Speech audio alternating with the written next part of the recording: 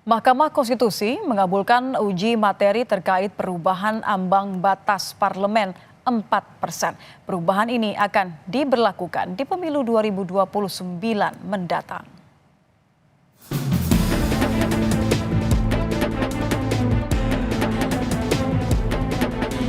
Adalah konstitusional sepanjang tetap berlaku untuk pemilu DPR 2024 dan konstitusional bersyarat untuk diberlakukan pada pemilu DPR 2029.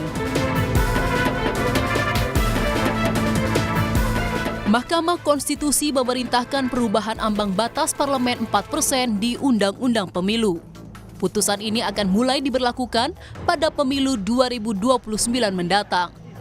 Parpol yang berkontestasi di pemilu 2024 dengan perolehan suara sah nasional di bawah 4% tetap tidak dapat melaju ke gedung parlemen. Cawapres Mahfud MD memuji putusan MK terkait ambang batas parlemen 4%. Mahfud menambahkan, jika putusan ini tidak bisa diterapkan di pemilu 2024. Bagus, memang harus begitu. Berlakunya itu harus di dalam tradisi hukum di seluruh dunia. Kalau ada perubahan aturan yang memberatkan atau menguntungkan seseorang harus pada periode berikutnya. Artinya nanti pemilu 2009 itu diubah dulu kan undang-undang. Bunyinya kan mengubah undang-undang dulu. Ya kan? Diubah dulu nanti berapa? Kan itu belum tentu berarti nol juga. Ya, tapi dia menghapus, lalu apa syaratnya? Meski demikian, putusan MK ini tentunya jadi angin segar bagi partai-partai peserta pemilu mendatang yang ingin masuk ke parlemen. Di antaranya Partai Solidaritas Indonesia (PSI). PSI akan dengan sangat gembira menyambut keputusan tersebut ya. Karena memang sejak lama kami sebetulnya juga berharap itu bisa diubah aturan minimal 4% tersebut.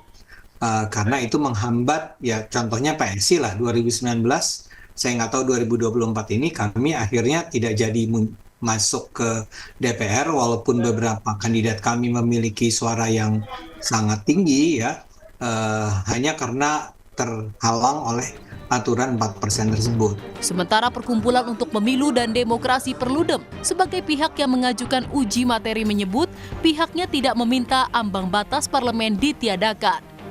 Batas ambang parlemen tetap diperlukan untuk menjaga proporsionalitas sistem pemilu dan menghindari jumlah suara pemilih terbuang. Melakukan uji materi ke Mahkamah Konstitusi, kami tidak meminta itu dihilangkan, tapi penghitungannya dengan cara yang bisa dirasionalisasi dengan merujuk kepada beberapa literatur begitu ya.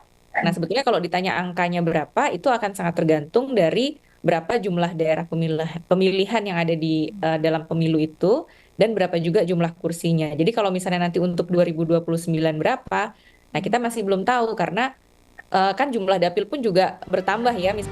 Dalam putusannya, MK telah memerintahkan pembentuk undang-undang, yakni pemerintah dan DPR, mengubah ketentuan ambang batas parlemen 4% suara sah nasional melalui revisi Undang-Undang Pemilu. Tim Liputan Kompas TV.